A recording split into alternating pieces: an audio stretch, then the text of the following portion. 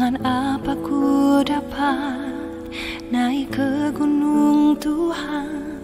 Rinduku bertemu denganmu. Dengan hati yang murni, tangan yang bersih, ku naik ke atas gunung kudus Tuhan. Dengan apa ku dapat naik ke gunung Tuhan? Rinduku bertemu denganmu. Dengan hati yang murni, tangan yang bersih, ku naik ke atas gunung kudus Tuhan. Walau gelombang badai menerpaku, kan tetap berdiri tegak memandang wajah-Mu Tuhan. Takkan ku serahkan hidup kepada dunia ini. Setia selesaikan pertandingan. Aku berjanji mengejar yang berkenan kepada Bapa. Kebenaran, damai sejahtera, sukacita oleh Roh Kudus. Aku berjanji hidup dalam kekudusan bersama Bapa.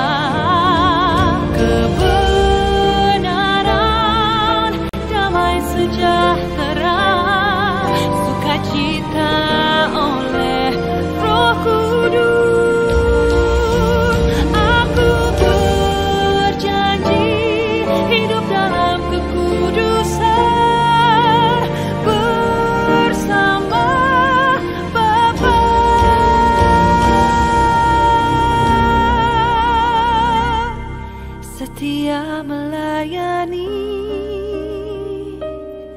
perasaan Bapa.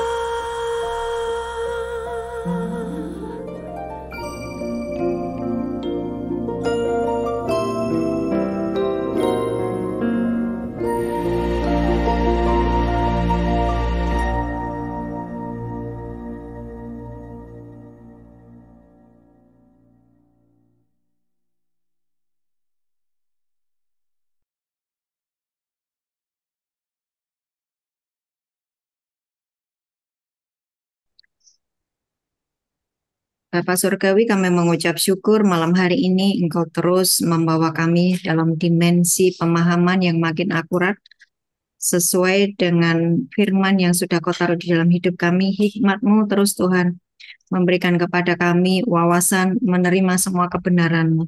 Di dalam nama Tuhan Yesus, bukakan lebih lagi Tuhan, supaya kami menjadi orang-orang yang efektif bagi kerajaan surga. Kami mengerti keberadaan kami yang ajaib dan dahsyat oleh karena mempercayai Engkau Yesus Tuhan sebagai Tuhan dan Juru Selamat. Ada begitu banyak hal dahsyat dalam kehidupan kami dan biarkan kami memahami semuanya. Berfirmanlah Tuhan di dalam nama Tuhan Yesus. Amin. Oke, selamat malam semuanya. Bapak Ibu, setiap pelajaran yang saya sampaikan mohon terus diulang-ulang ya. Ya, mohon terus diulang-ulang karena itu adalah dasar kita untuk pondasi. Ya, pondasi seperti kata Tuhan Yesus ke orang yang mendengar firman-Ku dan melakukannya, dia seperti seorang yang membangun rumahnya di atas batu karang. Jadi kalau ada badai, kalau ada banjir, itu rumah tidak akan uh, lenyap gitu ya, oleh karena badai tersebut. Tapi dia akan kokoh berdiri. Hari ini kita akan belajar tentang 4 hukum iman. Kita tahu bahwa iman, pengharapan, dan kasih, 3 hal itu harus kita miliki. Dan yang terbesar adalah kasih, ya. Tapi Tuhan berkata di Lukas 18 ayat 18, Aku berkata kepadamu, ia akan segera membenarkan mereka. Akan tetapi jika anak manusia itu datang, adakah ia mendapati iman di bumi? Ketika Yesus datang, adakah didapati iman di bumi? Nah, hari ini kita mau belajar tentang iman, 4 hukum iman ya. Sebetulnya sudah paham, tetapi saya akan terus ulang-ulang untuk membentuk dasar keyakinan Bapak Ibu semua sehingga tidak akan goyah untuk menghadapi hari-hari ke depan. Ya, hari-hari ke depan ada sebuah kondisi yang berbeda dari tahun-tahun sebelumnya. Dan tentu saja bukan semakin mudah tetapi semakin sulit, tetapi kita mengerti bahwa kita ini punya iman di dalam Yesus Kristus yang sungguh ajaib. Oke, 4 hukum iman. Langsung ya, kita sudah tahu apa yang disebut dengan iman, ya. Tapi ini kita akan kategorikan menjadi 4 hukum, yaitu yang pertama, 4 hukum iman. Hukum yang pertama, iman timbul dari pendengaran firman Tuhan. Udah tahu semuanya. Yes, sudah tahu semuanya. Iman timbul dari mendengar firman Tuhan. Perhatikan ya, kalau Yesus datang, adakah didapati iman? Ya. Hukum yang pertama, iman timbul dari mendengar firman Tuhan. Jadi semakin kita mendengar firman Tuhan, iman kita ini sebetulnya semakin diaktifkan. Nanti terus ya, terus ikuti. Markus 5 ayat 27. Markus 5 ayat 27. Pelajaran tubuh, jiwa, dan roh, Bapak Ibu harus sudah paham ya. Begitu Bapak Ibu memahami pelajaran tubuh, jiwa, dan roh, engkau nggak akan bingung tentang pengikutanmu di dalam Yesus Kristus.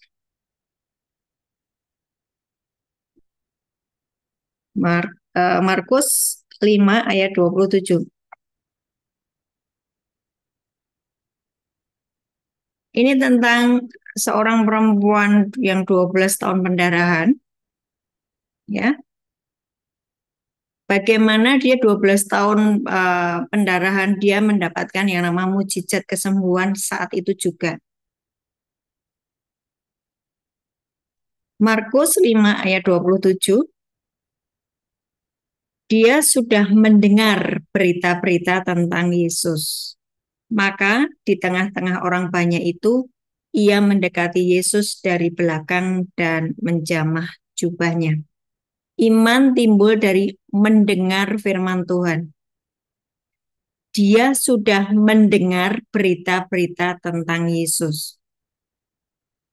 Dia sudah mendengar, panca inderanya dipengaruhi oleh keberadaan Yesus. Panca inderanya yang dari telinganya, dari matanya, dari panca indera di tubuhnya, mendengar berita-berita tentang Yesus.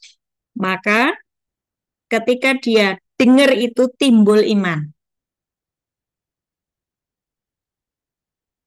Roma 10 ayat 17, iman timbul dari pendengaran dan pendengaran oleh firman Kristus. Bapak Ibu, ini pelajaran dasar sekali. Tapi mari kita ikuti. Semakin kita ngerti dasar-dasarnya, Bapak Ibu akan mendapatkan sesuatu yang begitu engkau ngerti, itu mudah sekali mengikuti dalam Tuhan Yesus, mengalami yang nama mujizat, mengalami yang nama breakthrough, itu mudah sekali. 2 Petrus 1 ayat 14. 2 Petrus 1 ayat 14.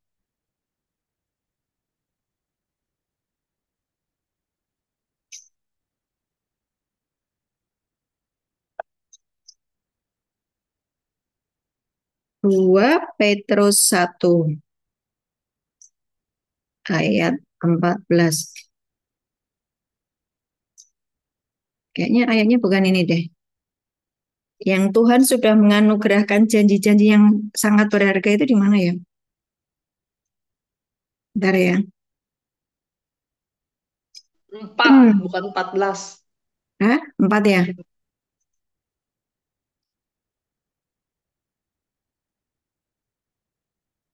Dua Petrus 1 ayat 4. Ya betul.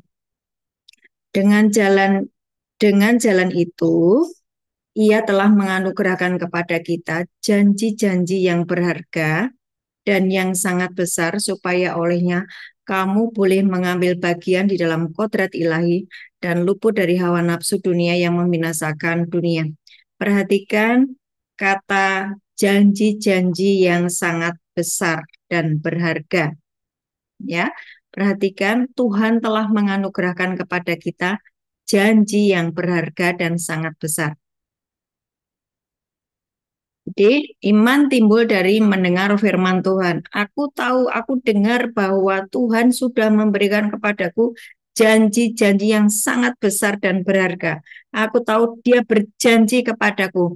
Dia berjanji bahkan ketika aku sakit, aku sembuh. Ketika aku miskin, aku diperkaya. Dengar. Dan dia mendengar firman. Dia dengar firman. Dia dengar bahwa Tuhan memberikan janji-janji. Ya. Terus ikuti lagi, hukum yang kedua adalah iman tanpa perbuatan adalah mati. Yang pertama tadi, iman timbul dari mendengar firman Tuhan. Yang kedua, iman tanpa perbuatan adalah mati. Iman tanpa perbuatan mati.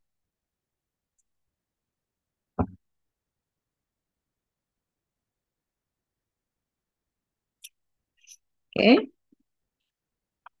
Yakobus 2 ayat 20. Ini nanti dihafalkan ya, empat hukum iman ya. Dihafalkan.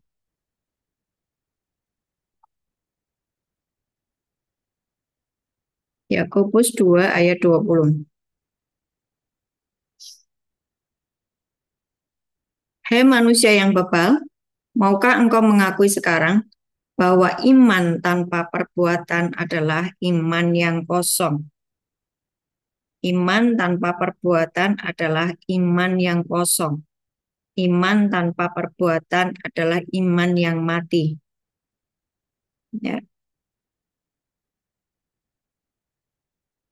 Kalau kita dengar firman, tapi kita tidak melakukan apapun, tidak ada tindakan apapun, itu sama dengan tidak percaya. Ya, kita dengar firman, aku tahu Tuhan akan menyembuhkan aku, tapi di dalam dirinya sebetulnya ragu-ragu. Artinya dia tidak percaya. Dia tidak melakukan yang namanya tindakan-tindakan untuk membuat dirinya percaya pada janji Tuhan. Ya, iman tanpa perbuatan itu mati. Jika tidak ada tindakan, sama dengan tidak percaya. Yang dilakukan oleh wanita pendaran tadi, dia percaya, dia tidak hanya percaya, tapi dia bertindak, dia bangun, dia bergerak, dia mendatangi Yesus. Dia bangun, dia bergerak, dia mendatangi Yesus. Iman tanpa perbuatan adalah mati.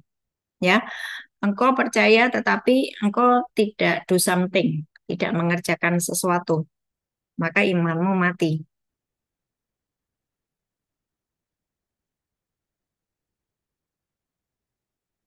Mereka yang berkata mereka punya mereka berkata, aku percaya sama Tuhan. Ya, aku percaya pada setiap firman Tuhan. Tapi semua tindakannya bertentangan dengan apa yang mereka katakan, sama dengan mereka sedang menipu dirinya sendiri. Aku percaya, tapi segala tindakannya itu bertentangan dengan apa yang mereka katakan. Mereka sedang menipu dirinya sendiri dan mereka sedang memiliki iman yang mati, iman yang kosong. Oke, hukum ketiga, nanti saya akan beritahukan kepada Bapak Ibu semuanya, imanmu tuh sebetulnya keren banget loh. Ya. Hukum ketiga, iman diaktifkan oleh suara. Iman diaktifkan oleh suara. Iman diaktifkan oleh suara. Tadi yang pertama, iman timbul dari mendengar firman Tuhan. Yang kedua, iman tanpa perbuatan adalah mati. Ini hukum iman ya. Bagaimana supaya iman kita ini aktif, supaya iman kita ini efektif menghasilkan sesuatu. Yang ketiga adalah iman diaktifkan oleh suara. Salah satu hukum iman yang paling diabaikan adalah gagal menggunakan kuasa perkataan. Gagal menggunakan kuasa perkataan.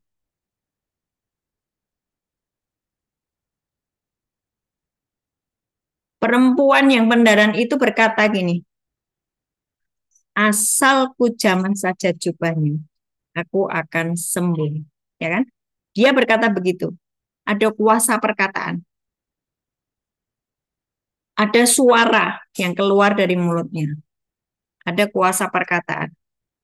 Asal ku jamah saja jubahnya, aku akan sembuh. Jadi Bapak Ibu tidak boleh menganut ilmu kebatinan ya, di batin. Harus ada suara. Sampai iman itu timbul. Amsal 18 ayat 21. Amsal 18 ayat 21, hidup dan mati dikuasai oleh lidah.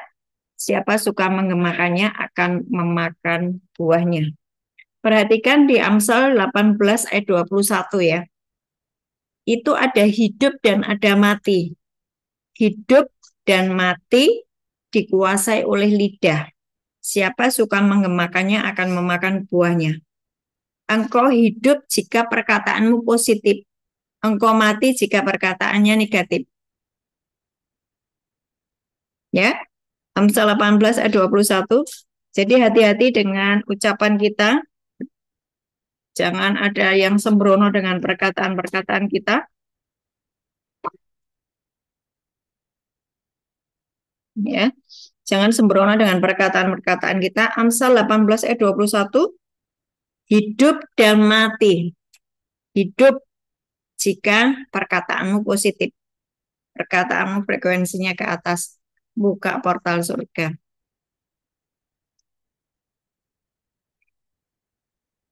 Negatif, bukanya portal bawah.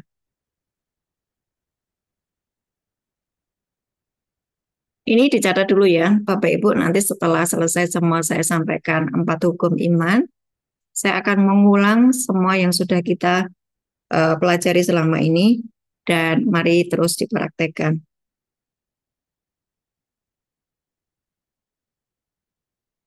Markus 11, Bapak Ibu masih ingat tentang Yesus mengutuk pohon ara?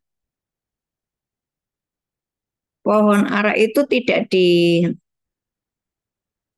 minyak, tidak dilempar garam, tapi lewat perkataan Yesus. Mulai dari hari ini, tidak akan ada orang yang memakan buah besoknya, akarnya mulai kering. Lewat perkataan.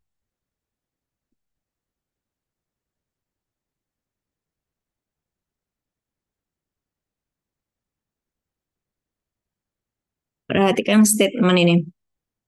Kita bisa memiliki apa yang kita perkatakan.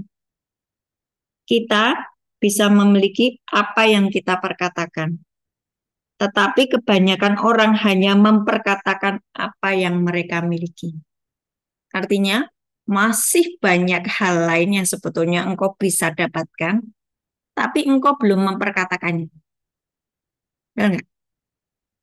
Kita bisa memiliki apa yang kita perkatakan, tetapi kebanyakan orang hanya memperkatakan apa yang mereka miliki. Berarti ada begitu banyak sebetulnya yang Tuhan sudah sediakan,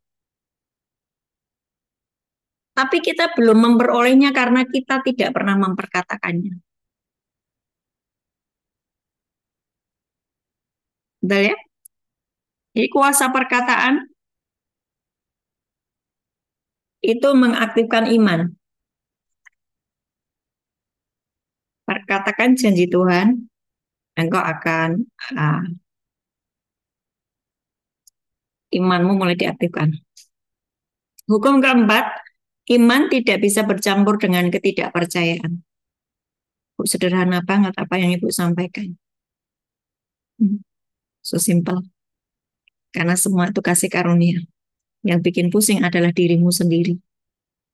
Yang kadung pikirannya banyak dipenuhi dengan masalah-masalah yang sebetulnya Tuhanmu lebih besar dari masalahmu.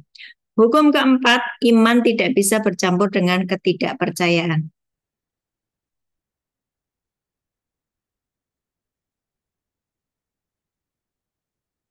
Karena tidak percaya itu sama dengan tidak punya iman ya.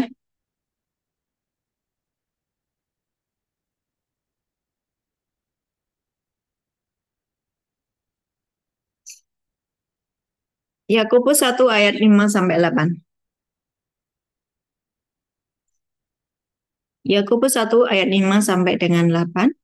Tetapi apabila di antara kamu ada yang kekurangan hikmat, hendaklah ia memintakannya kepada Allah, yang memberikan kepada semua orang dengan murah hati dan dengan tidak membangkit-bangkit. Maka hal itu akan diberikan kepadanya. Hendaklah ia memintanya di dalam iman, dan sama sekali jangan bimbang, sebab orang yang bimbang sama dengan gelombang laut yang diumbang-ambingkan kian kemari oleh angin. Orang yang demikian janganlah mengira bahwa ia akan menerima sesuatu dari Tuhan, sebab orang yang mendua hati tidak akan tenang di dalam hidupnya. Bapak Ibu, hari-hari ini tuh saya melihat orang-orang yang karena mereka di dalam kehidupannya sehari-hari tidak nempel dengan Tuhan, kebalik-balik pola pikirnya ya. Tuhan berkata, carilah dahulu kerajaan Allah dan kebenarannya, semuanya akan ditambahkan kepadamu. Tetapi mereka bekerja keras banting tulang peras keringat hanya demi supaya bisnisnya lancar, supaya dapurnya bisa ngebul. Tapi ujungnya saudara mengerti bahwa orang itu harus berurusan dengan tubuhnya yang sakit. Nah, saya ini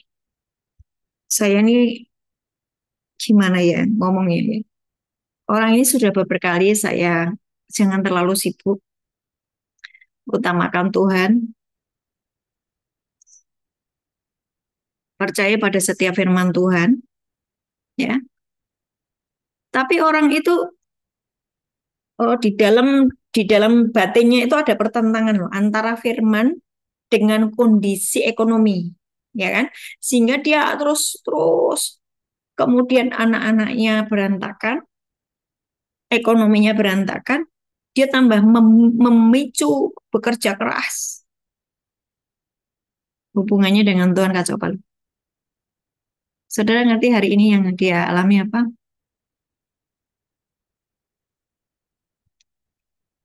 Dokter mengatakan uh, ada sebagian tubuhnya yang fungsinya tuh cuma tinggal 2%, dia harus cuci darah, ya.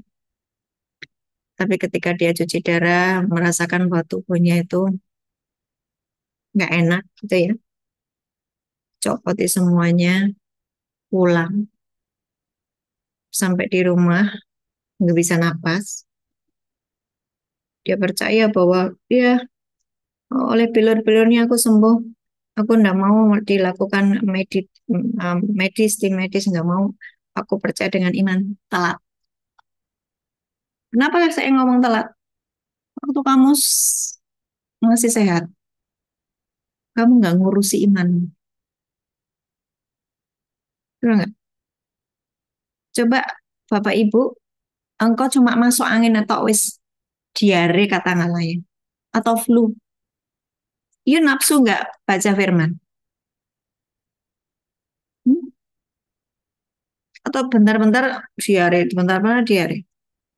Tubuhmu meriang, baca firman doa. Ada gairah nggak? Nggak ada kan? Itu baru baru cuman sakit seperti itu. Apalagi kalau sudah yang namanya engkau nggak bisa napas. Hmm? Saya mohon dengan amat sangat, ini hari-hari yang jahat. Ini hari-hari di mana semua itu engkau tidak bisa membayangkan hari-hari ke depan itu seperti yang lalu-lalu, nggak bisa. Ada sebuah perubahan, ada sebuah eh, pola yang berbeda di tahun-tahun ke depan. Yang engkau miliki adalah iman. Bapak Ibu harus memperhatikan imanmu, check up iman. Jangan sampai engkau sudah nggak kuat, baru engkau uh, bertanding dalam iman. Enggak, aku percaya aku akan sembuh. Oleh bela-belanya Tuhan sembuhkan aku. Tapi tiba-tiba pingsan.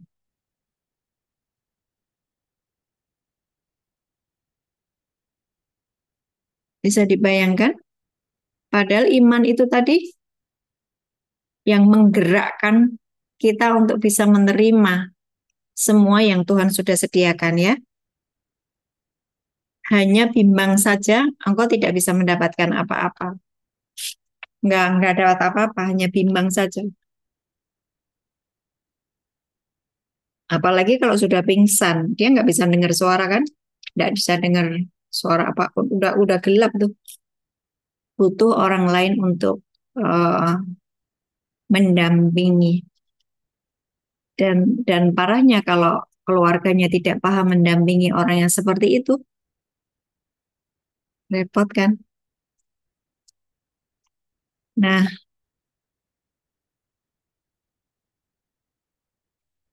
mengapa pertanyaannya, mengapa ada orang yang sembuh dan mengapa ada orang yang meninggal? Gitu ya. Mengapa ada orang yang sembuh, mengapa ada orang meninggal? Ya memang bahwa ketika ada orang yang meninggal, memang rencananya Tuhan ya untuk dia pulang karena itu dalam kondisi iman terbaik. Tetapi ada orang-orang yang tidak bisa menerima kesembuhan itu oleh karena imannya bermasalah di dalam orang tersebut. Ya. Markus 6 ayat 5 sampai 6. Markus, keinginan Tuhan itu adalah menyediakan semua yang engkau butuhkan selagi engkau hidup di bumi ini. Dan iman itu adalah alatnya untuk engkau bisa mengakses semua yang Tuhan sudah sediakan. Markus 5, Markus 6 ayat 5 sampai 6.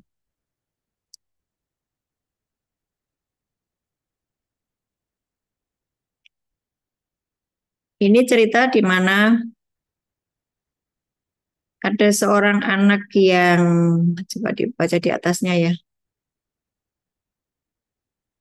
Ada sebuah kondisi di mana dia murid-muridnya itu harus menyembuhkan seorang anak, tetapi oh enggak ini di mana Yesus ditolak di kotanya ya. Ia tidak dapat mengadakan satu mujizat pun di sana kecuali menyembuhkan beberapa orang sakit dengan meletakkan tangannya di atas mereka. Ia merasa heran atas ketidakpercayaan mereka.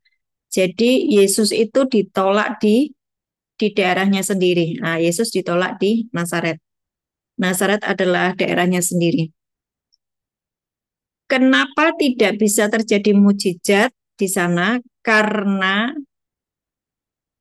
tidak percaya. Tidak percaya itu sama dengan tidak ada iman atau bimbang. Ya. Jadi mengapa ada orang-orang yang sembuh, mengapa ada orang-orang yang tidak sembuh? Bisa terjadi karena mereka tidak sembuh karena ketidakpercayaan. Saya mau sampaikan kepada Bapak Ibu semuanya begini ya.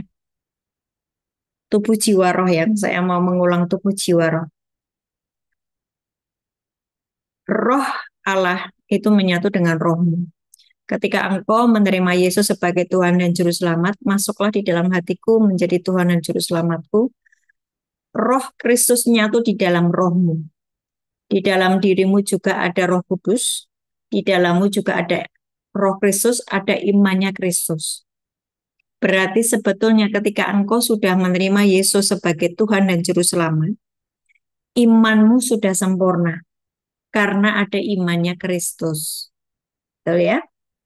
Tapi yang namanya jiwa sangat dipengaruhi oleh tubuh. Jiwa dipengaruhi oleh apa yang dia lihat, apa yang dia dengar, apa yang dia rasakan. Karena tubuhnya merasakan sakit yang luar biasa, ya, dengan rasa sakit yang luar biasa.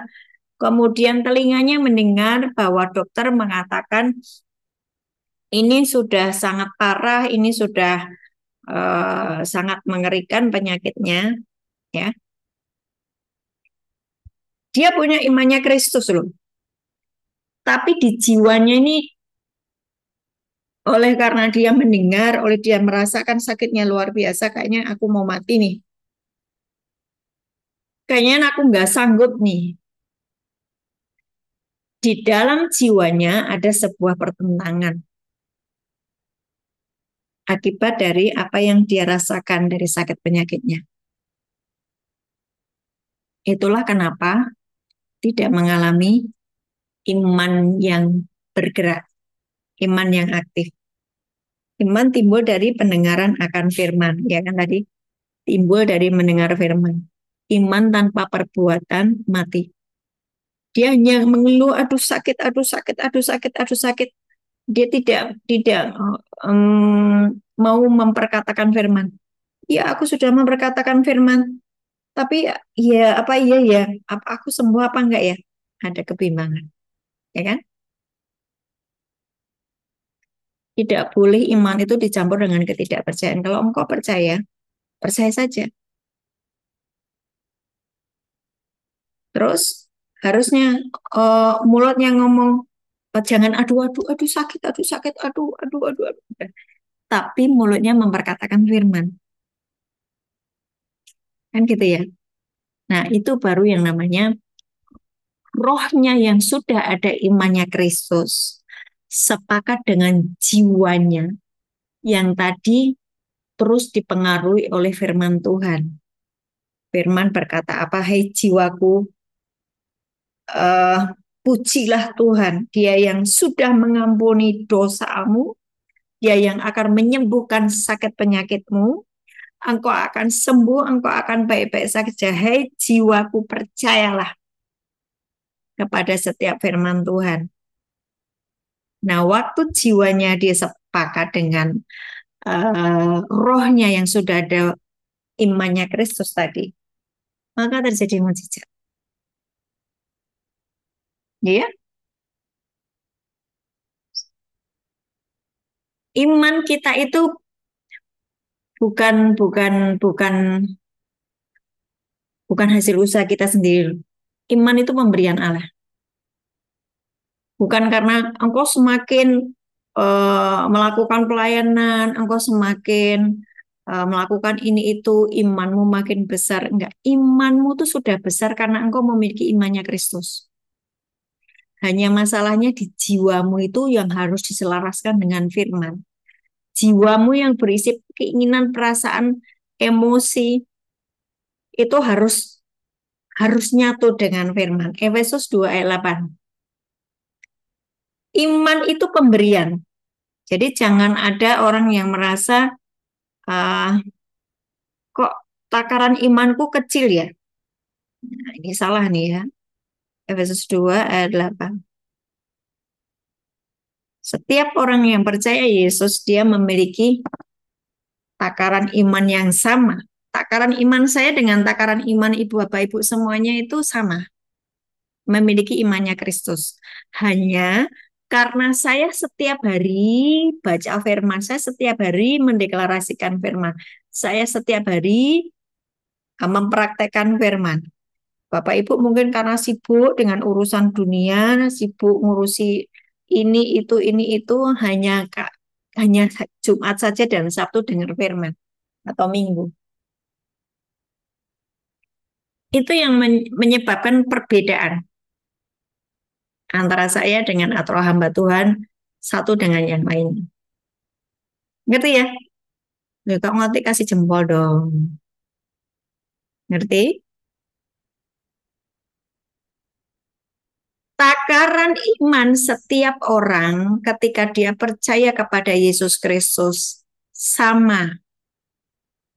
Yang membedakan adalah seberapa sering dia mendengarkan firman, mendeklarasikan firman, kemudian dia tidak menambahkan ketidakpercayaan, dia terus mendengar firman, ya, diaktifkan imannya, dan dia melakukan apa yang dia percaya ini dengan perbuatannya. Tadi kan dibilang iman tanpa perbuatan adalah mati.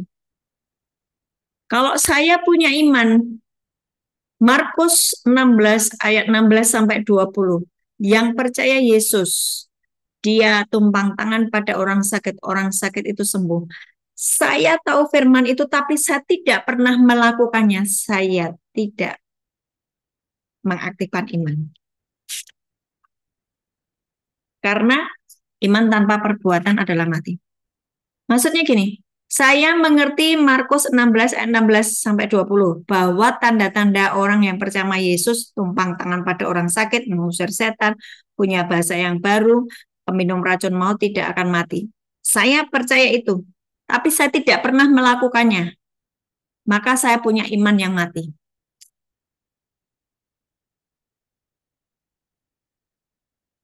Ya.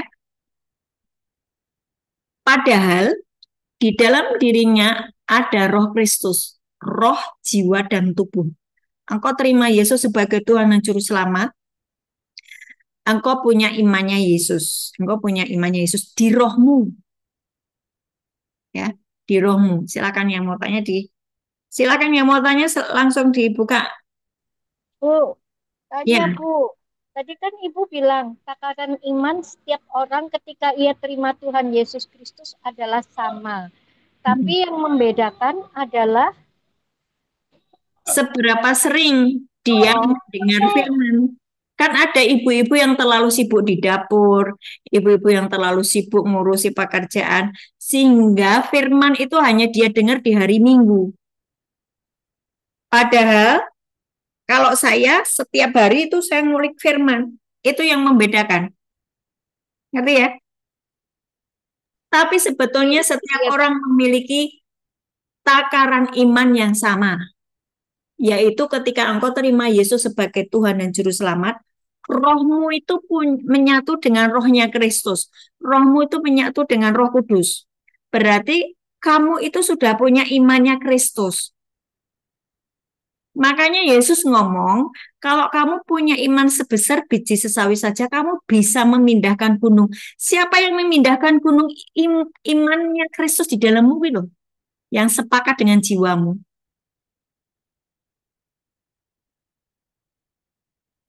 Paham enggak? Siapa yang memindahkan gunung itu? Loh, kamu manusia supranatural. Kamu roh yang menghidupkan. Kamu makhluk surgawi. Kita sudah pelajari itu. Belum, Bu, lupa. Nah, pelajari lagi. imannya Kristus yang ada di dalam kita lah itu yang memindahkan gunung itu. Iya. Sepakat dengan jiwamu. Makanya saya bilang, tubuh, jiwa, roh kalian harus ngerti, harus paham. Kalau kalian ngerti tubuh, jiwa, roh, beres. Rohmu, roh Allah kan tidak bisa nyatu dengan dagingmu. Roh nyatu dengan roh. Roh Kristus, Roh Kudus itu di mana? Di dalam rohmu nyatu. Tapi engkau punya yang nama jiwa. Jiwamu isinya perasaan, keinginan, emosi yang sangat dipengaruhi oleh panca inderamu. Ya kan? Panca indramu melihat fakta dan data. Panca indramu mendengar dokter ngomong apa. Panca indramu melihat dompetmu kosong. Panca indramu melihat tokomu sepi. Ini mempengaruhi jiwamu mulai khawatir, mulai takut, mulai cemas. Betul enggak? Ayo. Betul? Nah, biar supaya jiwamu itu enggak takut, khawatir, cemas, kamu harus pastikan bahwa panca indramu ini baca firman, dengar firman, baca firman, dengar firman, baca firman, dengar firman. Supaya jiwamu sepakat. Ketika jiwamu sepakat dengan firman, roh di dalammu sudah ada imannya Kristus. Nyatu, kamu ngucap firman. Jadi,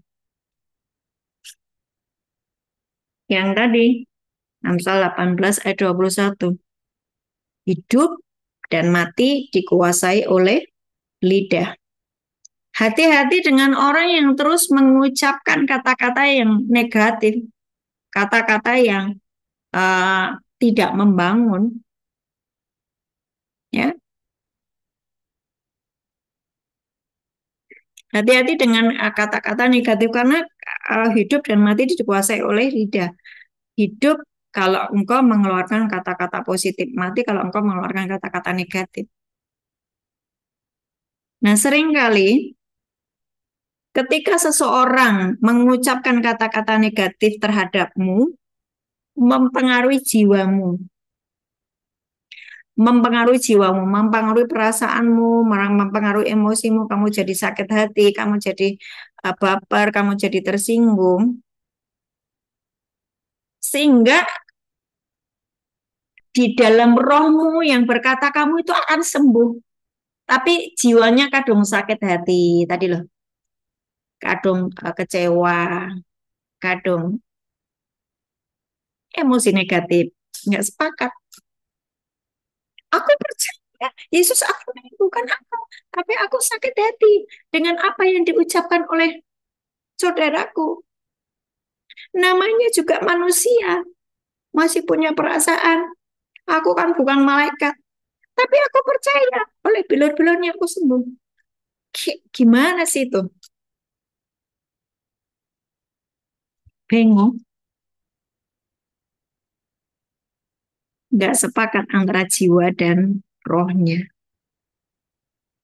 Ketika jiwa dan rohnya tidak sepakat, itulah yang namanya tekanan hidup. Itulah yang namanya engkau mengalami yang namanya bimbang. Paham ya? Bu Liping tadi yang nanya, sudah paham? Paham, Bu, paham. Ya, kalau ngerti Paham. tubuh jiwa roh tuh enak. Iya. Iya, Jadi Ibu. yang suka bermasalah di manamu? Jiwa. Jiwamu. Jiwa, jiwa. Mudah emosi, mudah marah, mudah kecewa. Ini repot nih jiwamu ini. Makanya jiwamu tuh harus dikasih makan firman. Jangan cari firman setelah sakit. Ada begitu banyak waktu yang terbuang. Ya, ketika cari firman udah sakit baru cari firman. Engkau membuang kasih karunia lah. Saya kan bukakan ini nih Efesus 2 ayat 8. Bu itu sudah pernah biarin ngebuka semua di dalam jiwamu. Efesus 2 ayat 8. Sebab karena kasih karunia kamu diselamatkan oleh iman. Itu bukan hasil usahamu tapi pemberian Allah tuh. Iman itu pemberian Allah. Efesus 2 ayat 8. Sebab karena kasih karunia kamu diselamatkan oleh iman. Itu bukan hasil usahamu, tetapi pemberian Allah. Iman itu pemberian Allah. Dari mana? Waktu engkau terima Yesus sebagai Tuhan dan Juru Selamat, di dalam dirimu ada Roh Kristus, di dalam dirimu ada Roh Kudus, imannya Roh Kudus di dalammu, imannya Kristus di dalammu. Hanya jiwamu kudu sepakat dengan firman. Jiwamu yang terus setiap hari dipengaruhi oleh apa yang kamu dengar, apa yang kamu rasakan, oleh apa yang kamu lihat dengan panca inderamu itu harus dibuat percaya pada firman. Jangan ada perkataan negatif, karena hidup dan mati dikuasai oleh lidah. Siapa suka mengemakannya akan memakan buahnya. Kalau engkau campur firman dengan perkataan negatif, nggak akan jadi. Ya, karena nggak bisa nyampur.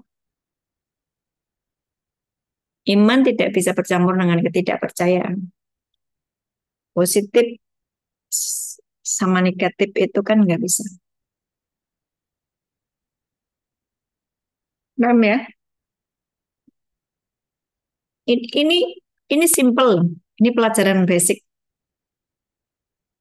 Engkau di depan nanti akan melihat begitu banyak hal yang mengejutkan. Kalau engkau nggak urusi imanmu, saya deg-degan.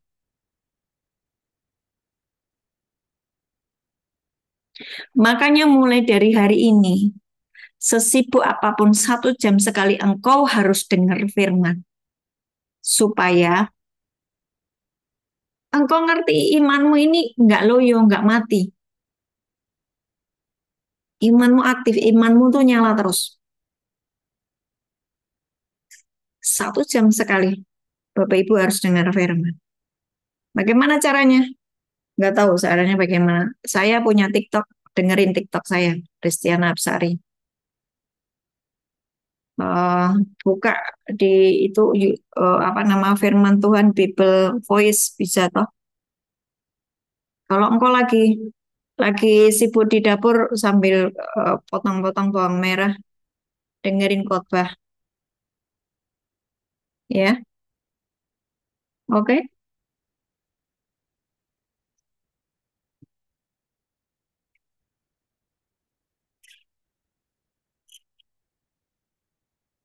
Nah, sekarang ukuran iman itu kan muncul di Roma 12 ayat 3 ya. Coba perhatikan itu ukuran iman.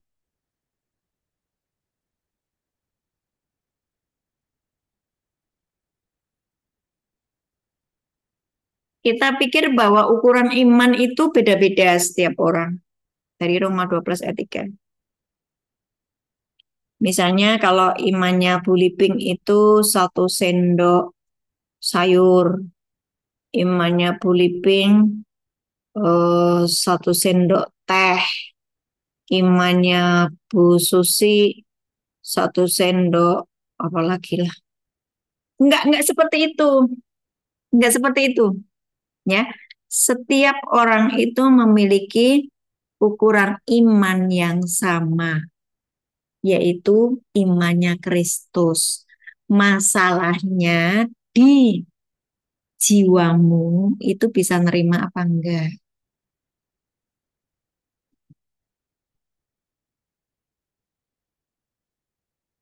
Roma 12 ayat 3. Ada yang mau bantu bacain?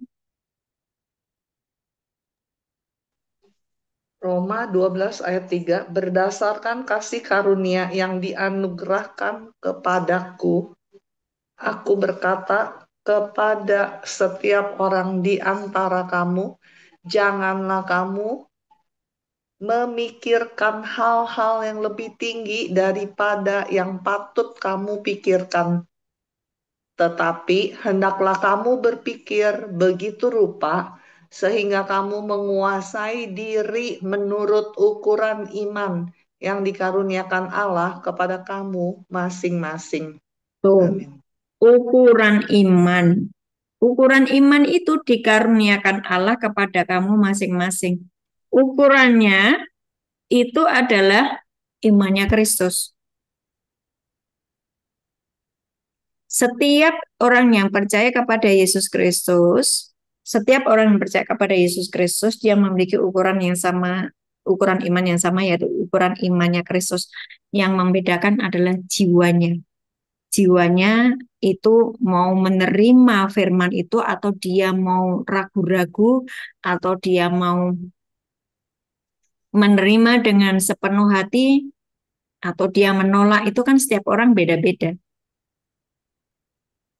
Ya, waktu saya pertama kali bertobat, Tuhan berkata, kamu harus jadi seperti seorang anak kecil.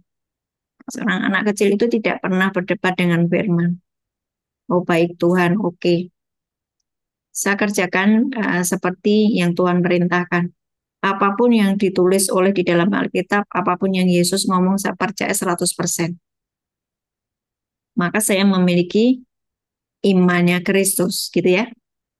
Tapi kalau saya benturan, misalnya Tuhan menyuruh saya melakukan sesuatu, saya tabrak. Saya nggak punya iman berarti.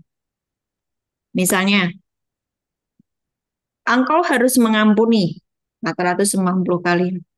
Tetapi setiap hari engkau mendapatkan makian dari orang itu. Engkau berkata, bagaimana saya bisa sembuh? Setiap kali saya sudah mau sembuh, dia maki-maki saya lagi. Itu engkau sedang berinisiatif sendiri dengan firman Tuhan. Tuhan berkata, ya udah ampuni. Lah kalau dia bikin salah lagi, ya udah ampuni. Bikin salah lagi, ya udah ampuni. Kan Tuhan ngomong kayak gitu. Tapi kita berdalih, nggak bisa, nggak bisa. Luka aku aja belum sembuh. Dia sangat jahat. Kan kita ngomong seperti itu. Nah, itu namanya engkau jiwamu tidak sepakat dengan firman. Ketika jiwamu tidak sepakat dengan firman, disitulah engkau tidak mendapatkan apa yang menjadi janji Tuhan. Bu, Sampai sini paham? ya Bu, mau nanya yang itu loh Bu, kalimat, ayat yang janganlah kamu memikirkan hal-hal yang lebih tinggi daripada yang patut kamu pikirkan, itu maksudnya gimana ya? Janganlah melampaui semua yang tertulis dalam Alkitab.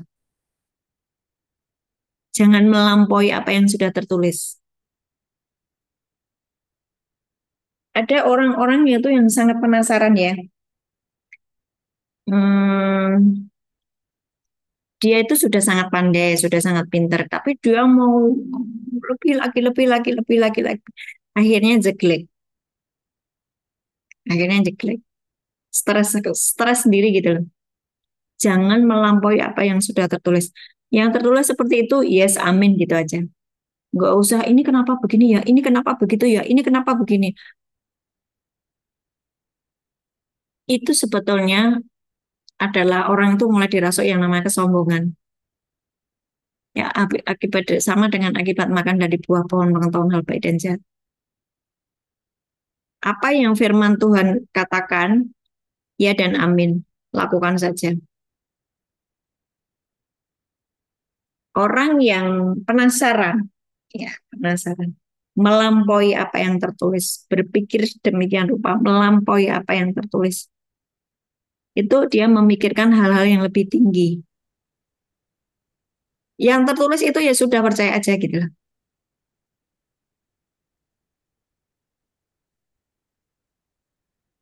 Maaf ya Bu,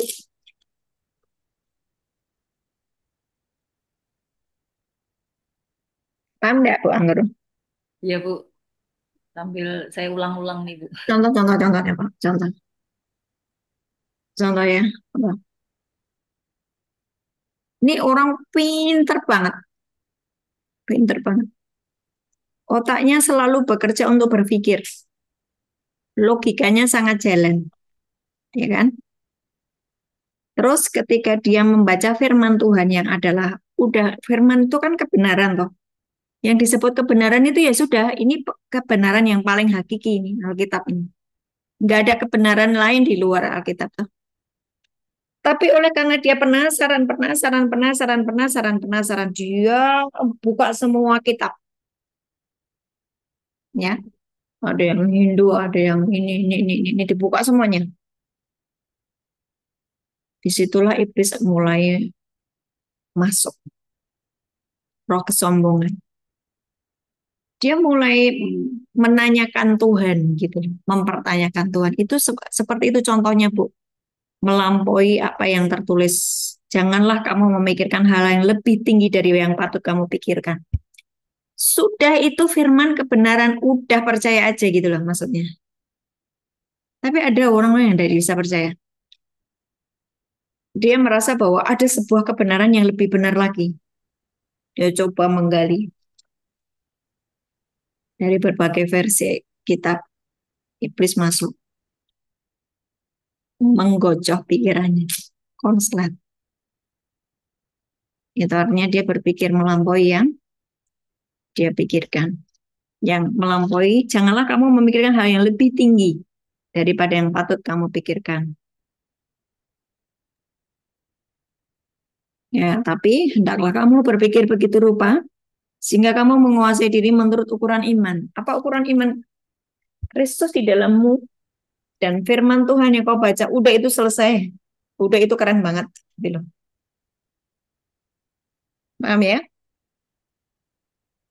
Ya, Bu.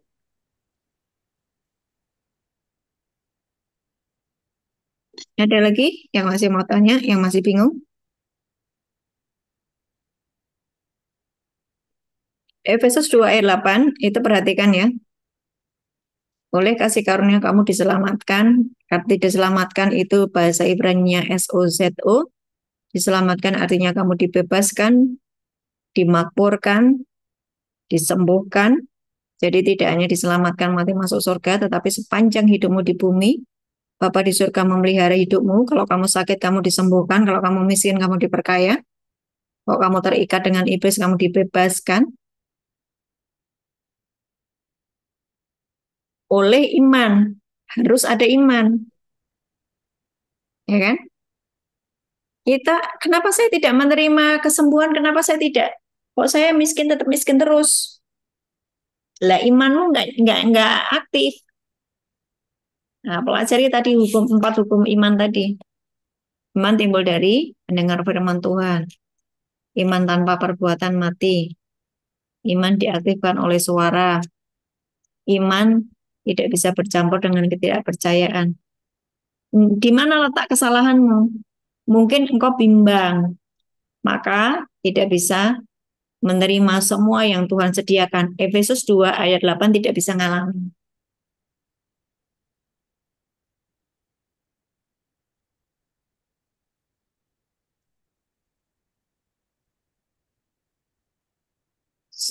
Sekali lagi, tidak ada orang yang diberi ukuran iman yang lebih besar ya. Yang lain lebih kecil, yang satunya lebih besar, enggak ada. Semua diberi ukuran iman yang sama, yaitu imannya Kristus. Masalahnya di jiwa masing-masing. Paham ya? Masalahnya di jiwa masing-masing. Jiwanya dipengaruhi oleh apa? Apa yang kita dengar, apa yang kita lihat. Betul. Oh, apa yang Panca indera. Tubuh, jiwa, roh. Makanya tubuh, jiwa, roh ini kudu sepakat. Rohmu tuh udah keren banget. Saudaraku, rohmu tuh rohnya udah nyatu dengan Roh Kudus, Roh Kristus. Tinggal engkau jangan terlalu percaya pada apa yang kau lihat, jangan terlalu percaya dengan apa yang kau rasakan.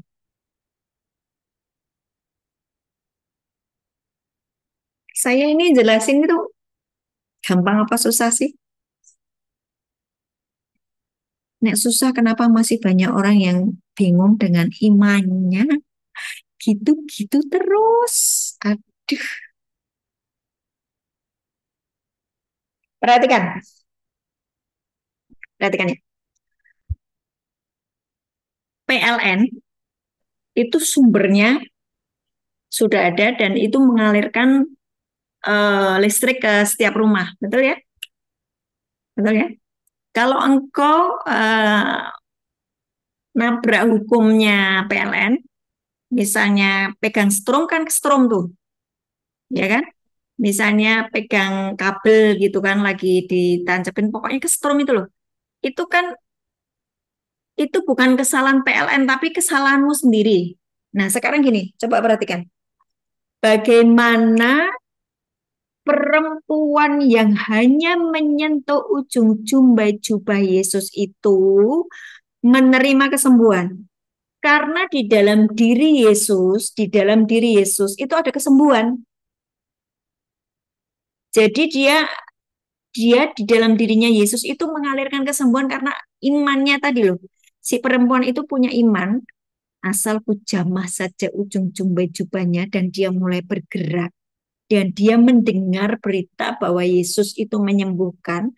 Dia dengar, kemudian dia bergerak, terus kemudian dia menyentuh, sama seperti Bapak Ibu, kalau menyentuh kabel kesetrum enggak? Nah, sekarang gini, perhatikan. Buat yang masih ragu-ragu untuk melayani kesembuhan, melayani tumpang tangan pada orang lain. Lihat ini. Di dalam rohmu sudah ada Roh Kristus. Roh Kristus itu yang menyembuhkan, bukan kamu, bukan kamu. Itu sudah ada aliran setrum, udah ada aliran listrik dari pusatnya, dari ruang tahta. Aduh, bagaimana sih jelasinnya? Eh, dari ruang tahta, Bapak sudah menyediakan Roh Kudusnya. Roh Kudus ini terus terhubung dengan Bapa di surga. Itu seperti aliran listrik. Roh Kristus itu juga ada di dalam dirimu. Nah, ketika engkau tumpang tangan pada orang sakit, aliran dari rohmu tuh yang nerobos sampai di jiwamu dan nerobos sampai tubuhmu, maka orang itu sembuh.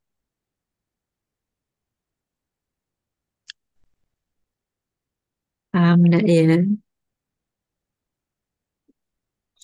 Kalau tubuh jiwa dan rohmu tuh paham itu, engkau nggak usah ragu-ragu tumpang tangan pada orang sakit. Enggak ada yang namanya kamu minder, enggak ada yang namanya kamu panik.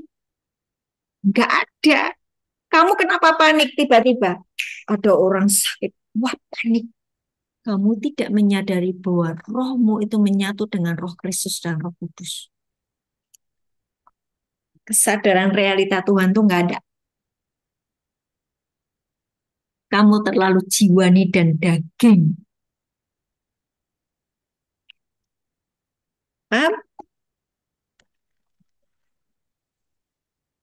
Kenapa saya nggak panik ketika waktu di Malaysia tuh kerubuti orang-orang pakai jimat, pakai macam-macam.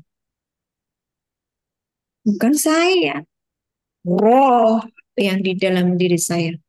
Jiwa saya sepakat, tubuh sepakat, dan sembuh. Kenapa panik tadi? Kenapa orang panik? Ketika ada orang kerasukan, ketika ada orang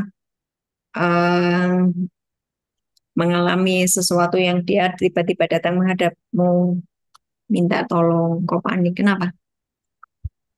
Dia terlalu dipengaruhi oleh apa yang kau lihat. Manusia rohmu tidak bisa terobos di jiwamu. Karena jiwamu mulai bimbang. Mulai dipengaruhi oleh apa yang kau lihat. Itulah kenapa murid-murid Yesus itu tidak bisa menyembuhkan yang kerasukan, bukan yang kerasukan, yang sakit ayan. Yesus mengatakan, jenis ini tidak bisa diusir kecuali dengan doa dan puasa. Sebetulnya doa dan puasa itu untuk apa sih? Menyelaraskan jiwamu. Untuk engkau benar-benar masuk ke dalam dimensi manusia rohmu. Ketika engkau puasa, engkau menyadari bahwa di dalam dirimu itu ada manusia roh. Jadi bukan puasa 40 hari, maka saya semakin sakti. Bukan. Saya puasa Daniel, saya semakin sakti. Bukan. Itu untuk membuat jiwamu yang sangat dipengaruhi oleh panca inderamu mulai sepakat dengan manusia rohmu. bahwa ada sesuatu yang ada alam lain yaitu alam roh, ada firman Tuhan yang semuanya itu sudah sediakan. Engkau menjadi aware ketika engkau puasa.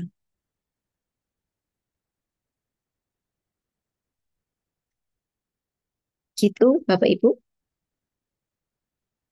Nah, sudah 1 jam. Cukup ya? Yuk, siapa yang mau bertanya?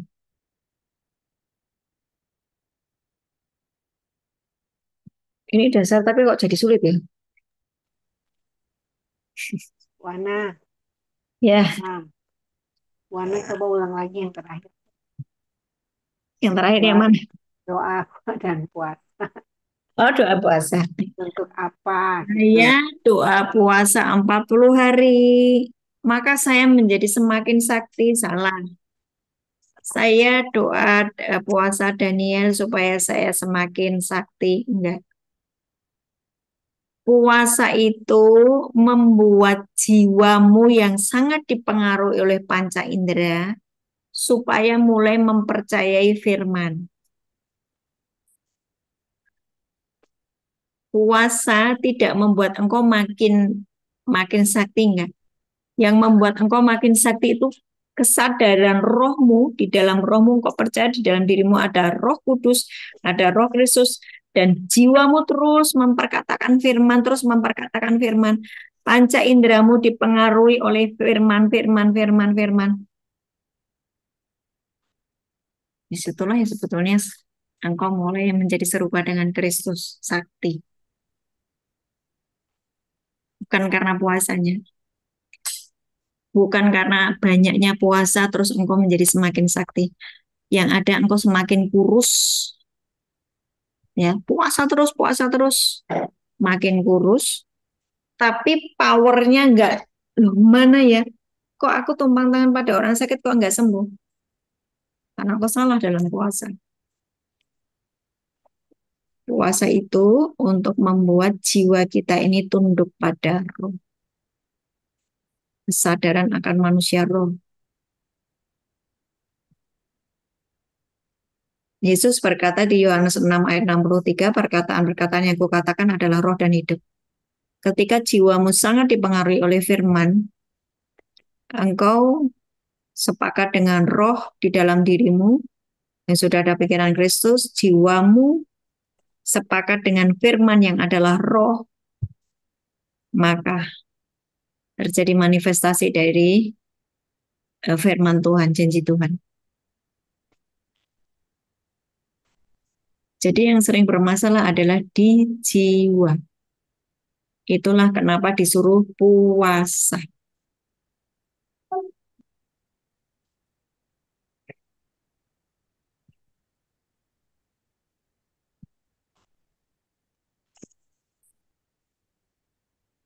Makasih Bu Ana. Ya. Yang Bu saya, Ana, ya silakan Pak Wahyu ya. ya, berarti tadi mendengarkan dari Bu Ana tadi, saya ada yang saya tanggap, iman adalah alat yang Tuhan sediakan agar manusia dapat menerima anugerah Tuhan. Nggih. Jadi iman itu merupakan alat yang disediakan oleh Tuhan agar manusia dapat menerima anugerah Tuhan. Jadi manusia itu tidak mungkin dapat menerima anugerah Tuhan tanpa iman yang telah disediakan Tuhan itu. Betul, Nggih. betul Pak. Nggih, tadi saya menangkap itu. Nggih. Betul sekali. Nggih. Jadi kan gini Pak ya, sudah menerima Yesus sebagai Tuhan dan Juru Selamat, tapi tidak pernah membaca firman. Cilaka itu ya Pak ya? Betul? Oke. Cilaka enggak? Ya. Artinya dia selama hidup di dunia tidak bisa mengakses semua yang Tuhan sudah sediakan toh? Iya. Karena dia tidak pernah mendengar firman. Karena iman timbul dari mendengar firman. Iya. Makanya banyak anak-anak Tuhan hidupnya itu rekoso gitu loh. Sulit hidupnya. Karena dia punya masalah di iman. Iya. Yaitu di Matius 17 ayat 20, Pak. Karena kamu kurang percaya itu. Iya, karena kamu kurang percaya. Iya. Dan Yesus menghardik ketidakpercayaan mereka, kok bisa ya tidak percaya. Iya. Heran dengan ketidakpercayaannya. Ya karena tidak percaya sehingga ragu-ragu, kemudian tidak Tidak mendapatkan percaya, mujizat, tidak punya iman gitu. Iya. tidak mendapatkan mujizat, tidak mendapatkan apa yang Tuhan sudah mau sodorkan itu nggak bisa terima gitu loh. Iya.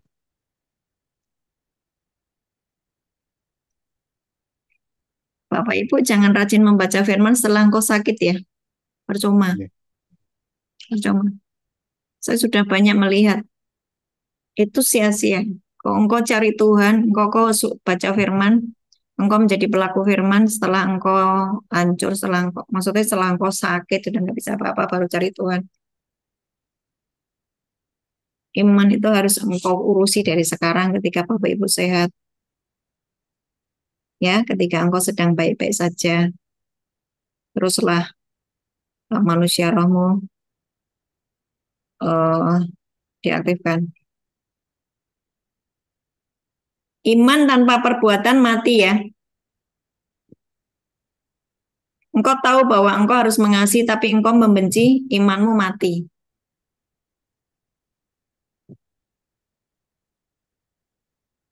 Kita kan kelihatannya kan kita bahas masalah sepele tuh ini. Iya. Masalah iman itu dasar banget Bu Ana ngajari apa sih? Perhatikan. Yesus mengatakan kamu harus mengasihi, tapi engkau membenci terus. Engkau nabrak firman, nggak ada iman. Iman tanpa perbuatan mati. Kok Yesus datang adakah didapati iman? Engkau yang masih membenci sesamamu, engkau yang masih terluka dengan sesamamu, engkau tidak punya iman.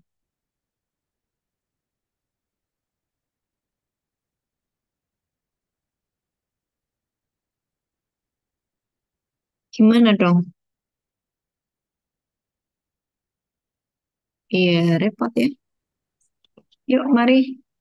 Hari-hari ini hari-hari yang sangat kita nggak tahu apa yang akan terjadi ya. Mari diurusi iman kita masing-masing. Tante, Siapa ini?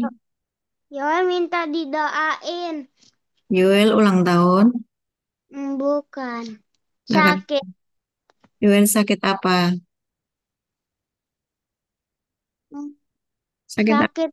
Sakit perut mulu dari kemarin, terus kadang-kadang muntah, terus gak nafsu makan. Oh, oke. Yoel masih main handphonean terus kah? Enggak dibolehin 1 minggu. Oh, 1 minggu ini sudah nggak main handphone. Oke. Enggak, nonton TV. Yoel sudah bisa membaca. Bisa. Coba dibaca Markus 16, 16 sampai 20. 16 sampai 20. Markus 16 ayat 16 sampai 20. Sama mamanya disuruh nyiapin minyak kayu putih atau minyak urapan. Lagi di luar. Siapa yang lagi di luar? Mamanya. Lah kamu sama siapa? Papi di kamar. Ya papi suruh ngambilin minyak urapan lah. Atau minyak kayu putih boleh. Papinya kan juga sakit tuh. 16 sampai 20, Pi. Iya, coba dibaca sayangku. Siapa yang percaya dan dibaptis akan diselamatkan, tetapi siapa yang tidak percaya akan dihukum. Tanda-tanda ini akan menyertai orang-orang yang percaya. Mereka akan mengusir setan-setan demi namaku. Mereka akan berbicara dalam bahasa-bahasa yang baru bagi mereka. Mereka akan memegang ular, dan sekalipun mereka minum racun maut, mereka tidak akan mendapat celaka. Mereka akan meletakkan tangannya atas orang sakit dan orang itu akan sembuh. Amin. Amin. Coba tanganmu, ya itu yang terakhir. Mereka akan meletakkan tangannya pada orang sakit dan orang sakit itu akan sembuh. Betul ya, Yoel? Iya. Betul kan? Nah, sekarang tanganmu, tumpangkan tangan di tempat perutmu yang sakit. Kasih minyak urapan. Kenapa harus pakai minyak urapan? Yesus menyembuhkan juga dengan minyak, mengolesi minyak dan jadikan sembuh. Di kitab Yakobus juga dibilang, Yakobus 5, kalau ada yang sakit olesi minyak, silakan ampun mereka sembuh. Sekarang Yuel, tangannya ditaruh minyak, terus tumpang tangan di tempat perutmu yang sakit. Sudah? Sudah. Terus ngomong, dalam nama Tuhan Yesus, Dalam nama Tuhan Yesus, aku mengusir sakit penyakit aku mengusir sakit penyakit dalam tubuhku. dalam tubuhku. Oleh bilur-bilur Tuhan Yesus, aku sembuh. Apa? Oleh bilur-bilur Tuhan Yesus, aku sembuh. Oleh bilur-bilur Tuhan Yesus, aku sembuh. Aku sudah sembuh. Aku sudah sembuh. Aku sudah sembuh. Aku sudah sembuh. Sebab Tuhan Yesus menyembuhkan aku. Tuhan Yesus menyembuhkan aku. Amin. Dah, nanti sudah nggak diare lagi. Sembuh. Makasih, Tante. Ya, kamu demam enggak? Enggak. Enggak toh, cuman buang-buang air toh? Ya, Sakit perut aja. cuma sakit perut. Lah ya ini udah diolesi minyak, udah sakit perutnya hilang.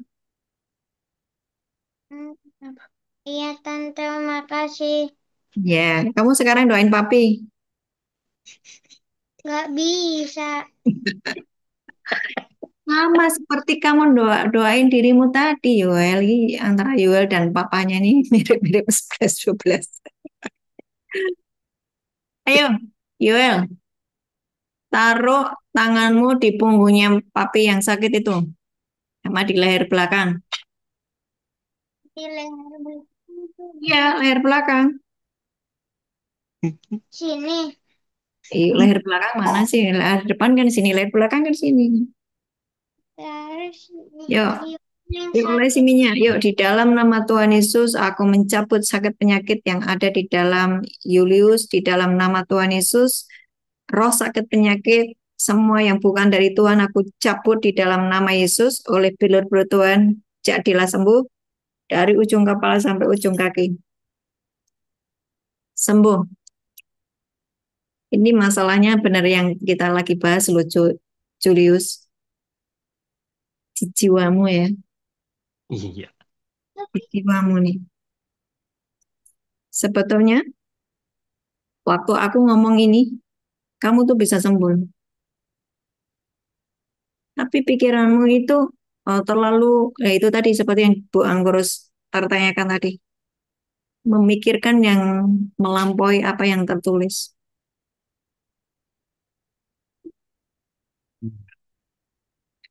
Hai jiwaku, tunduklah kepada firman.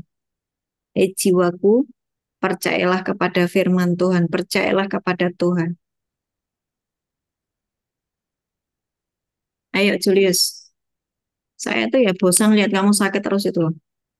Di dalam nama Tuhan Yesus, jiwanya tunduk pada firman, dan di dalam nama Yesus biar jiwanya hari ini dipengaruhi oleh firman Tuhan, jadilah sembuh di dalam nama Yesus, jadilah sembuh dari ujung kepala sampai ujung kaki, jadilah sembuh. Olesi di tempat yang sakit, olesi di tempat yang sakit. Ini Tuhan mau nyembuhin kamu loh.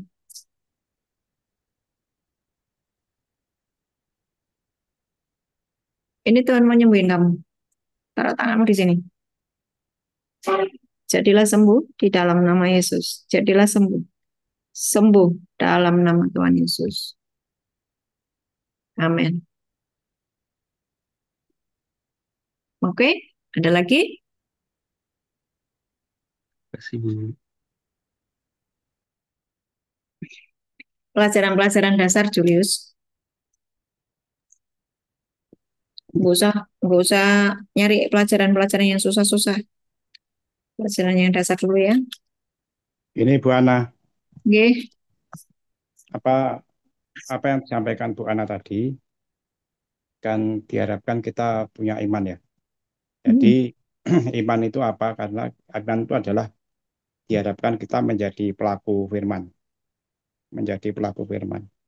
Dan untuk menjadi pelaku firman ini kita bisa mencoba dari hal-hal yang sederhana yang ada di firman Tuhan, nanti berkembang, kemudian yang agak apa sulit begitu. Contoh seperti di Matius 6 ayat 6 tentang berdoa.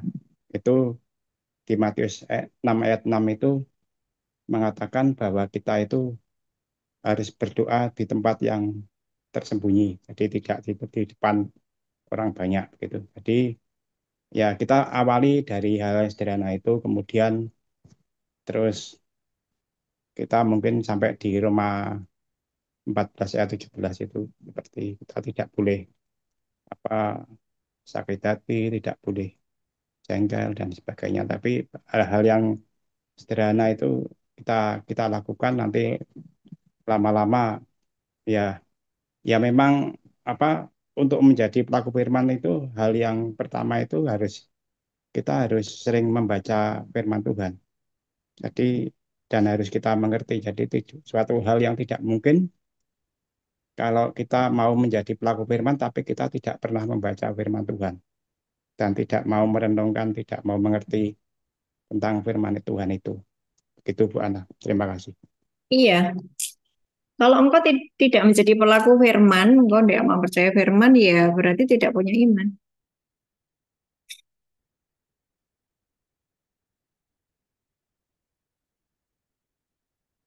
Ini hal yang dasar sekali ya Bapak Ibu ya.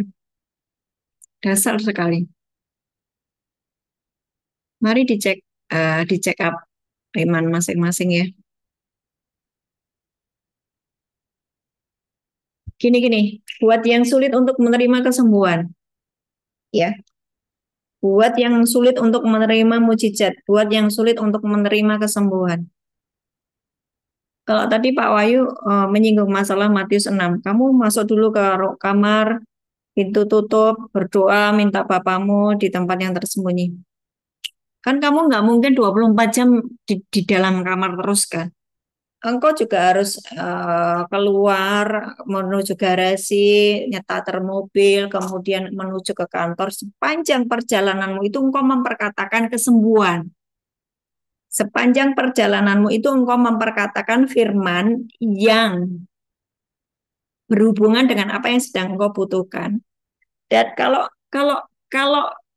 panca indramu masih terus tertuju kepada nama, mana buktinya? Buktinya saya masih sakit, buktinya masih sakit. Enggak ya. Aku berkata bahwa fakta dan data harus tunduk kepada firman. Sakitku ini sudah sembuh, sakitku ini sudah sembuh. Perkatakan terus setiap hari. Sampai kesembuhan itu terjadi. Maka kesembuhan itu terjadi. Itu ya.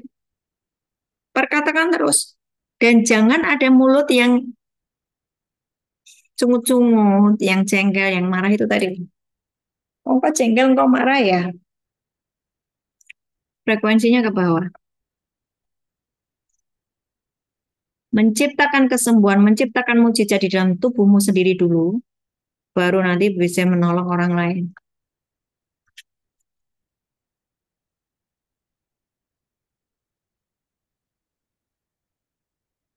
Mengampuni itu sebetulnya menyembuhkan tubuhmu sendiri. Sepertinya orang-orang yang sulit untuk menerima kesembuhan adalah berhubungan dengan hal mengampuni. Jengkel terus setiap hari. Tuhan ngomong 490 ya 490 gitu loh. Jangan punya firman sendiri, versimu. Jangan membuat firman sendiri. Ikuti saja. Jangan menjadi inisiator atau bikin firman sendiri. Tapi jadikan engkau eksekutor atau pelaku firman. Jadilah pelaku firman saja. Itu hidupmu lebih enak. Asli. lebih enak. Bapak Ibu,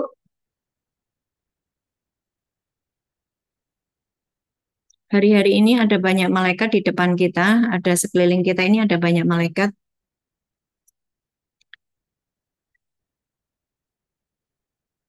Dan dia mendampingi orang-orang yang benar-benar percaya kepada firman Tuhan.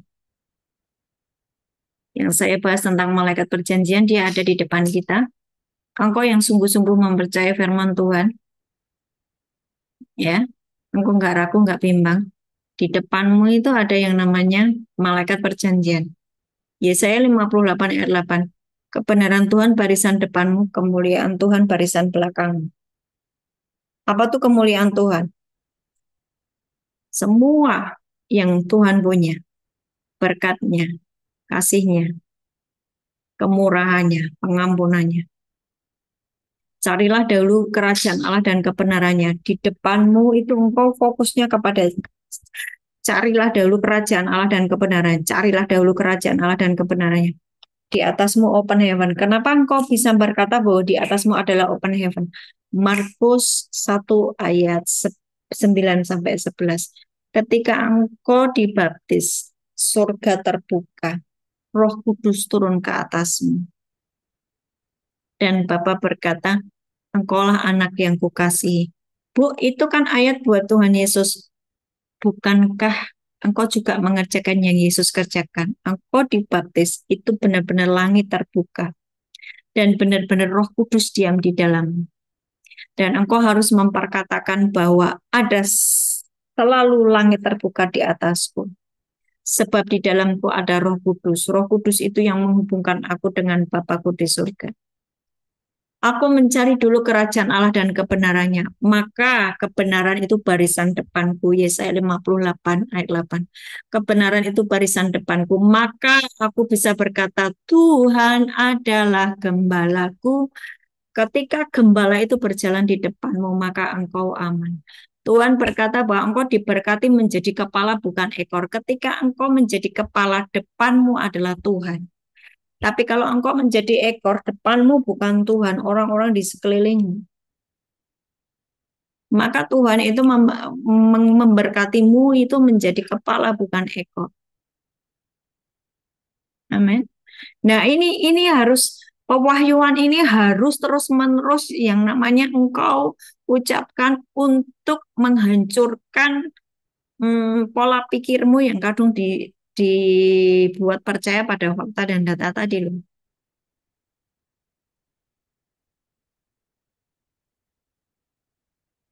Mungkin ada yang sedang menghadapi sangat kegalauan di dalam masa depanmu.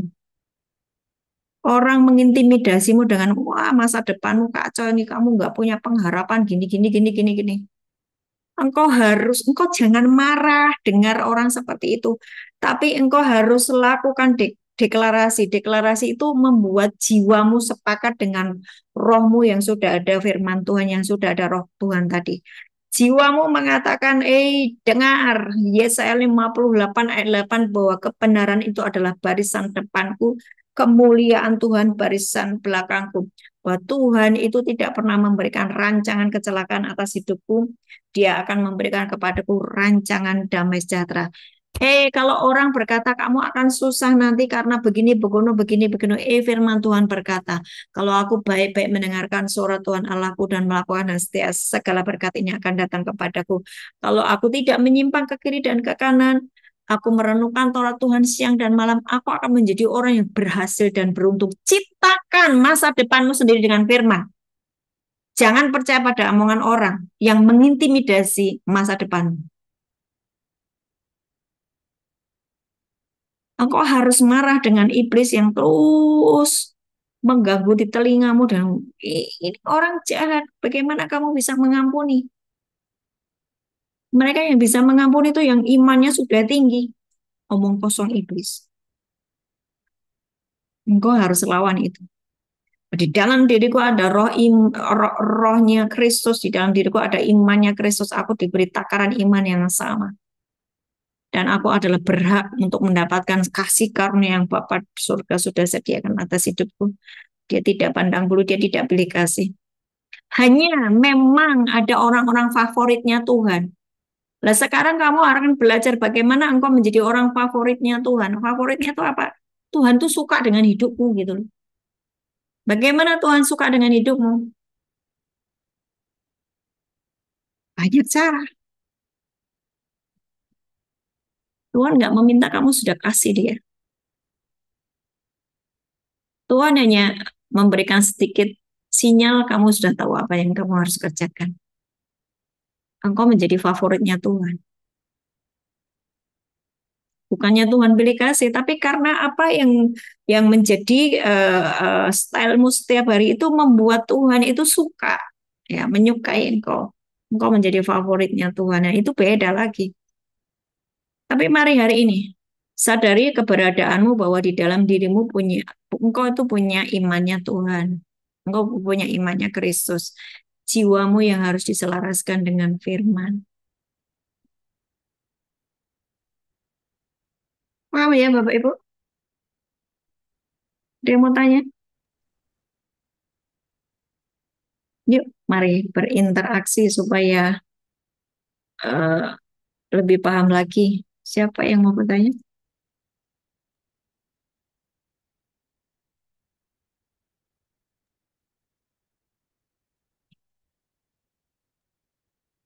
Tante, Ya, Sarah. tadi Tante kan sempat bilang tentang intimidasi. Mau tanya, kenapa i- iblis atau si jahat ini suka sekali memakai uh, orang-orang di dekat kita, orang sekitar kita untuk intimidasi kita, mengintimidasi kita.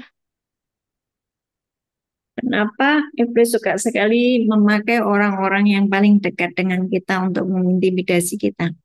Ya, Karena orang yang jauh kan Kak nggak bisa mengintimidasi. Iya nggak bisa kan? Orang yang jauh. Maksudnya gini, dia temanmu ya, temanmu itu kalau sudah pulang ya sudah pulang aja kan, masing-masing ke rumahnya sendiri. ya, Dan Tuhan itu memang sudah menyampaikan di firman-Nya bahwa aku akan membuat permusuhan ayah dengan anak, mertua dengan menantu. Tuhan pernah ngomong kayak gitu kan? Ada kan ayatnya? Sebetulnya apa tuh? Besi menajamkan besi, manusia menajamkan sesamanya. Ketika iblis itu memakai orang terdekatmu untuk mengintimidasimu, tetapi Tuhan membuat itu untuk membersihkan dirimu. Saya ulang. Ketika iblis membuat orang terdekatmu untuk mengintimidasi hidupmu, Tuhan merekayasa menjadi sebaliknya. Orang terdekatmu yang mengintimidasimu itu tadi dipakai untuk membersihkan hidupmu. Kalau engkau masih punya sakit hati, kalau kamu masih punya tersinggung, kalau kamu masih punya kesombongan lewat orang itu, engkau diproses untuk memiliki karakter Kristus, untuk engkau bisa mengampuni, untuk engkau bisa punya penguasaan diri. Engkau nggak baper, tapi engkau, roh keperkasaan Tuhan berikan kepadaku, Tuhan memberikan 7 api rohnya di dalam diriku. Bayangin ya. You mendingan merenungkan firman Tuhan daripada merenungkan omongan orang yang menyakitkan. Karena omongan orang yang menyakitkan itu bukan firman. Kan saya udah pernah bikin kaos hitam itu, yang bukan firman dilarang masuk. Jadi, perkataan orang yang menyakitkan itu bukan firman. Kamu harus segera buang 4T itu. Ya kan?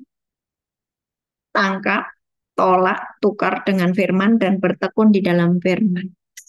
Kau harus melakukan aktivitas yang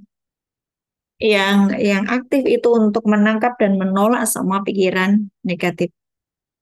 Nah, ketika sesamamu itu tadi, orang terdekatmu itu mengintimidasimu, Tuhan memakai itu untuk membersihkan hidupmu. Besi menajamkan besi.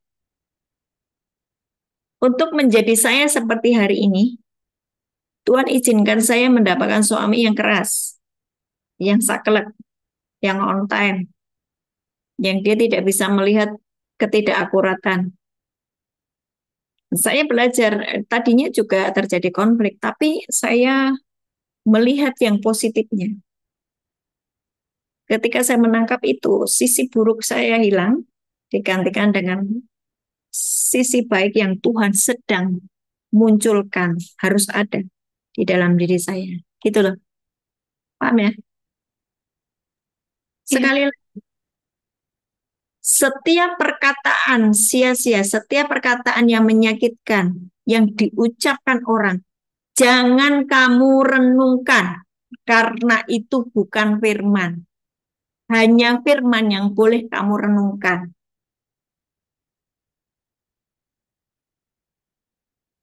Ketika engkau merenungkan perkataan orang yang menyakitkan, kamu jiwamu akan sakit. Jiwamu, perasaan, emosi, keinginanmu sakit. Ketika jiwamu sakit, rohmu yang tadi mau ampuni saja, jiwamu menolak, jiwamu menolak. Karena apa? Omongan orang yang menyakitkan itu lebih kuat daripada firman yang roh berkata-kata. Roh di dalam dirimu yang ada Roh Kristus, ada Roh Kudus itu ngomong, ampuni, ampuni, ayo cabut, ayo empati, cabut, tolak, tukar, bertekun di dalam firman. Yang bukan firman dilarang masuk, itu dilakukan. Kalau dia mengintimidasimu dengan berkata, kayak gimana itu masa depanmu? Dengar jiwaku. Masa depan itu sungguh sangat ada bersama Tuhan. Dia berjalan di depanku. Dia adalah gembalaku, takkan kekurangan aku. Ketika setiap hari engkau mengucapkan Tuhan adalah gembalaku, takkan kekurangan aku, maka itu terjadi. Kamu tidak akan kekurangan apapun hal baik yang Tuhan sediakan. Sebab jiwamu lebih memilih untuk mempercayai firman daripada mempercayai apa kata orang.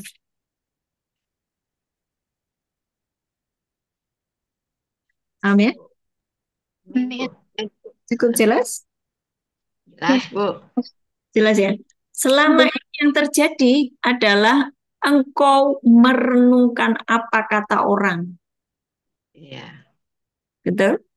Sehingga jiwamu terluka. Ketika jiwamu terluka, engkau benturan dengan rohmu. Rohmu itu sudah ngomong firman, rohmu sudah ngomong firman, rohmu sudah ngomong firman. Jiwamu kadung kemasukan kata orang, kata orang, kata orang, kata orang yang menyakitkan, benturan. Disitulah tidak ada mujizat. Engkau tidak bisa membuat mujizat. Tapi kalau jiwamu sepakat, no, itu omongan bukan firman, aku tolak dalam nama Yesus. Aku percaya hari-hariku dijamin oleh Bapakku di surga. Aku milik kesayangannya, aku biji matanya. Malaikat perjanjian ada di depanku. Di depanku adalah kebenaran. Yesaya 58 ayat 8. Barisan belakangku adalah kemuliaan Tuhan. Apa tuh kemuliaan Tuhan? Aku mencari dahulu kerajaan surga dan kebenarannya, maka semuanya ditambahkan kepadaku. Hal-hal yang dicari oleh bangsa-bangsa ditambahkan kepadaku, ditambahkan kepadaku, ditambahkan kepadaku. Sebab aku mencari dulu kerajaan surga dan kebenarannya. Itu mesti kamu ucapkan terus-menerus untuk menghancurkan intimidasi. Jangan dia aja. Lawan, Ibu. Iya. Iya, mengerti kesalahanmu? Mengerti? Mengerti? Jiwamu terluka dan engkau, yes, jiwamu terluka, yang gitu kan? Nggak bisa sepakat dengan rohmu yang berkata, ampuni, buang itu bukan firman. Ya kan? Yang boleh direnungkan hanya firman. Yang bukan firman tidak boleh direnungkan.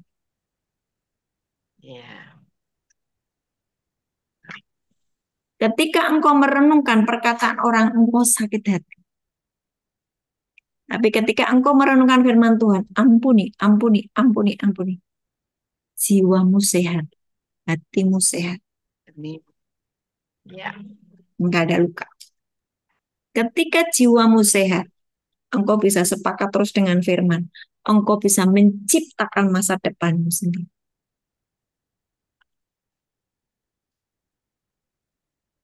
Ya. Perhatikan Sharon. Kasih karunia itu semua kebaikan Tuhan. Kamu bisa mengaksesnya pakai iman. Kalau imanmu itu tadi ragu-ragu, iman ini mudah goyah, maka kamu urusi imanmu. Waktu jiwamu sepakat dengan firman, artinya iman itu mulai bekerja. Semua yang Bapa sudah sediakan atas hidupmu, kamu bisa mengaksesnya dan kamu bisa menerimanya. Semua janji itu bahwa, oh, masa depan itu sungguh ada. Oh, aku merenungkan Torah Tuhan siang dan malam. Aku akan menjadi orang yang berhasil dan beruntung. Yosua 1 ayat 8. Aku berhasil, aku beruntung, aku berhasil, aku beruntung, aku berhasil, aku beruntung. Sementara intimidasi berkata, kamu gimana itu? Masa depanmu. Kamu mengatakan, aku berhasil, aku beruntung, aku berhasil, aku beruntung, aku diberkati. Apapun yang aku usahakan berhasil. Mazmur 1 ayat 1 sampai 3. Kalau aku nyatu dengan firman Tuhan, aku minta apa saja Bapa di surga mengabulkan. Yohanes 15 ayat 7. Jadi isinya firman. Jangan perkataan orang yang menyakitkan. Mengerti?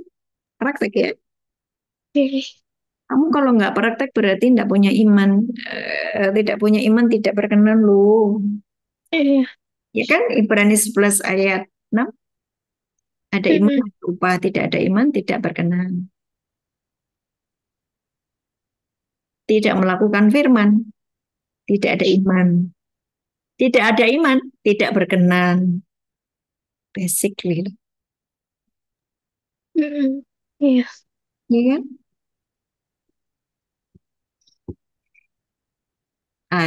Saya harap kamu mulai hari ini mengucapkan firman, menciptakan masa depanmu sendiri sesuai firman Tuhan. Maka apa yang kamu ucapkan itu yang terjadi. Aku berhasil, aku beruntung. Aku diberkati. Aku pandai, aku cantik. Favor of God and man turun atasku. Sebab kalung kasih setia itu tetap ada di leherku. Aku tidak menanggalkannya. Gitu kan? Jadi favoritnya Tuhan. Aku favoritnya Tuhan. Lebih enak kan? Daripada merenungkan omongan orang yang menyakitkan. Iya. Kamu ya, aku nggak ada urusan ya masa depanmu. Masa depanku ditanggung Tuhan. Bapakku kaya. Dia menyediakan semua yang aku butuhkan. Aku anak raja. Amin. Aku anak raja. Karena tuh banyak janji Tuhan yang belum kau ucapkan. Betul? Atau engkau sudah mengucapkannya, tapi dibarengi dengan ketidakpercayaan atau perasaan cemas atau perasaan marah, perasaan bimbang. Nggak bisa nyampur. Paham ya?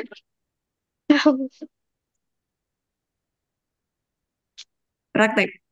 Dalam 1 tahun, ciptakan sesuatu atas hidupmu. Sip. Bapak di surga, hari ini aku berdoa untuk Sharon. Biar apapun yang aku sampaikan hari ini, membuka pikirannya di dalam nama Tuhan Yesus. Bahwa engkau bertanggung jawab penuh atas masa depannya. Tidak perlu khawatir, tidak perlu cemas. Tuhan, ketika kami minta kesembuhan, engkau sudah menyediakan kesembuhan itu. Kami tinggal seperti orang yang menyentuh listrik dan kami kesetrum. Seperti itulah ketika kami mempercayai bahwa engkau adalah Allah penyembuh. kami sembuh di dalam nama Yesus. Tidak ada sakit penyakit dalam tubuhmu, Sharon. Aku berkata di dalam nama Yesus. Semua sakit penyakit aku cabut di dalam nama Tuhan Yesus. Tuhan yang menyempurnakan hidupmu, Tuhan yang menanggung masa depanmu, Tuhan yang akan berperkara atas hidupmu. Apapun yang engkau butuhkan, Tuhan sudah menyediakan di dalam nama Tuhan Yesus. Engkau adalah biji mata Tuhan. Siapapun yang menyentuh engkau, menyentuh biji mata Tuhan di dalam nama Yesus. Bangkit, bangun. Jadilah perkasa dalam nama Yesus. Amin. Oke. Terima kasih, Tante. Ada lagi?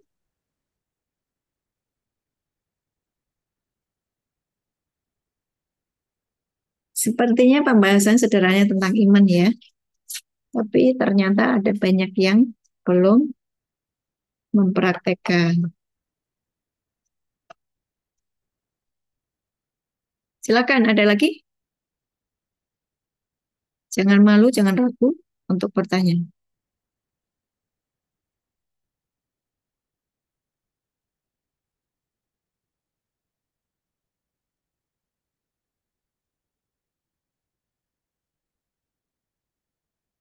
Silakan.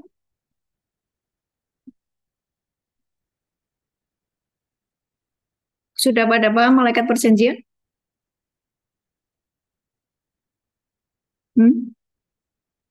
Wah, nggak ada yang bertanya, berarti sudah paham semua. Bagus. Yaudah, kalau nggak ada yang bertanya, saya tutup.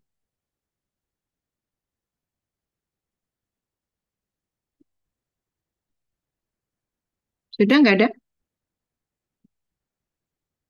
Yuk kita berdoa.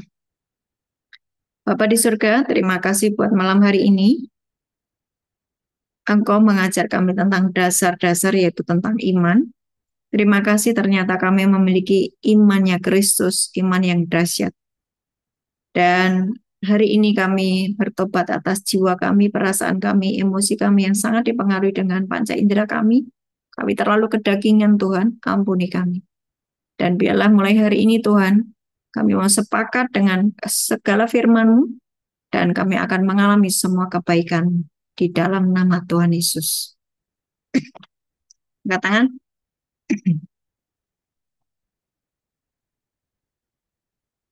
Beberapa orang di depanmu sudah ada malaikat perjanjian. Ya. Beberapa orang di depanmu sudah ada malaikat perjanjian. Engkau tinggal mengucapkan firman, dan itu terjadi. Karena malaikat itu nunggu kamu mengucapkan firman. Dan dia akan bergerak, naik ke ruang tahta, dan berkata, Bapak, dia mengucapkan firman. Bapak ACC, yes, dan jadi. Jangan menolak anugerah, jangan menolak kasih karunia. Jangan meremehkan kasih karunia. Bapamu terlalu baik menyediakan semuanya. Jangan terlalu sombong dan arogan karena kedaginganmu, karena engkau sangat dipengaruhi dengan apa yang kau lihat, yang kau dengar, dengan panca inderamu. Bertobat, hiduplah di dalam roh, maka kamu tidak akan mengikuti keinginan daging, sebab keinginan daging adalah maut. Hari ini Tuhan, berkati umat-Mu. Terima kasih buat para malaikat Tuhan yang mulai bergerak, melindungi kami, menjagai kami, memberkati kami, membuka jalan di depan kami. Terima kasih Tuhan. Kami terima berkat-Mu malam hari ini. Tuhan memberkati-Mu dan melindungi-Mu. Tuhan menyinari Engkau dengan wajah-Nya dan memberi Engkau kasih karunia. Tuhan menghadapkan wajah-Nya kepadamu dan memberi Engkau damai sejahtera. Amin. Amin. Amin. Oke, selamat malam. Tuhan Yesus memberkati. KKS Malam Bu Ana, terima hari kasih. Minggu kita ketemu ya. Malam Bu Ana, terima kasih. Tuhan berkati. Terima kasih Bu Ana. Malam. Tuhan Yesus, jadilah Terima sembuh. kasih Bu Ana. Semangat ya semuanya. Tuhan berkati Bu Ana. Selamat malam. Berkati, selamat Terima malam. kasih Bu. Tuhan berkati. Ya, Tuhan berkati. Terima kasih Bu Ana. Udah habis.